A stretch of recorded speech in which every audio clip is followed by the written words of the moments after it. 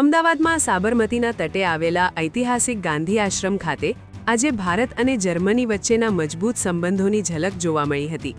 પ્રધાનમંત્રી નરેન્દ્ર મોદી અને જર્મનીના ચાન્સેલર શ્રી ફ્રેડરિક મેર્ઝે સાબરમતી આશ્રમની મુલાકાત લીધી હતી.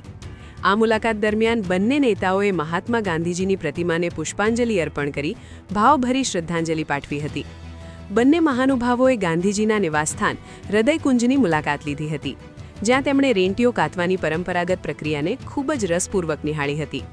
જર્મનીના ચાન્સેલર શ્રી ફ્રેડરિક મેર્ઝે વિઝિટર્સ બુકમાં નોંધતા લખ્યું હતું કે સ્વતંત્રતાની શક્તિ અને દરેક વ્યક્તિના મનમાં ગાંધીજીનો અડગ વિશ્વાસ આજે પણ પ્રેરણારૂપ છે. આ માનવીય વારસો ભારત અને જર્મનીની મિત્રતાને વધુ ગાઢ બનાવે છે.